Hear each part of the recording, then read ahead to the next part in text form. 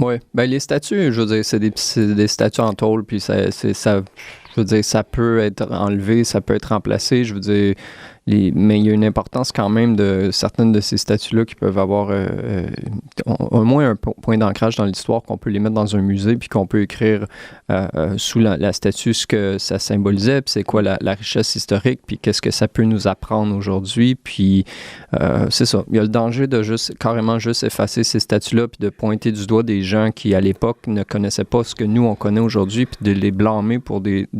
Admettons, j'ai vu sur Facebook, puis ça, je l'ai mentionné dans l'autre podcast que j'ai fait avec Ron Domerson. Je ne sais pas si tu vas le voir, il n'est pas encore diffusé, là, mais c'est ça qu'on mentionnait, c'était que, je veux dire, moi, j'ai vu sur Facebook un commentaire sur une de ces statues-là qui avait été enlevée, puis la personne mentionnait que, bon, maintenant qu'on a enlevé cette statue de ce raciste-là, il faut la prochaine à enlever, ça va être celle d'Abraham Lincoln.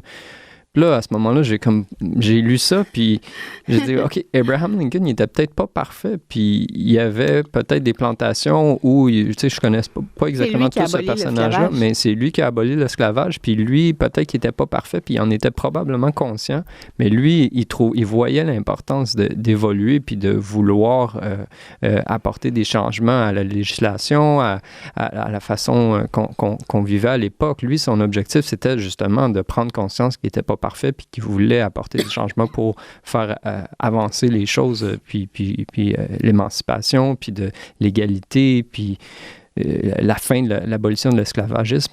Ça, c'était ça son objectif à l'époque, puis il n'était pas parfait, mais c'est ça, si on commence à pointer du doigt toutes ces personnes-là dans le passé qui ont vécu dans cette époque-là, puis qui vivaient le racisme, puis qui vivaient des mœurs ou des façons de faire qui étaient aujourd'hui inacceptables, ben, je veux dire, à l'époque, ils étaient sous le joug de la religion. Il y avait des façons de vivre qui étaient imposées par les restrictions. Je veux dire, ils venaient juste d'installer les premières lumières, même pas, je pense, à l'époque. C'était encore à la chandelle. Mais les gens connaissent pas le contexte, puis ils veulent démolir des gens comme ça sans considérer le contexte dans lequel ça s'est passé. Tu sais, il y a eu... Abraham Lincoln a fait des grandes avancées. Je nie pas qu'il n'était pas parfait. Il peut pas être la victime de Justice Warriors en 2020. Ça n'a pas de sens. Là. Ça n'a pas de sens parce que ça a du sens dans le sens... Ça a du sens si tu considères que il faut en parler puis il faut dénoncer. Mais tu dénonces quelque chose qui a eu lieu il y a 200 ans. Oui, exact. Puis que tu oublies le contexte dans lequel ça a été fait. Oui, exact. Si aujourd'hui, on avait le même genre de personnage qui faisait la même chose... Ben là, c'est sûr. Là, on le dénoncerait, tu sais. Ouais. On ferait en sorte que ça marche pas puis que ça puisse pas arriver.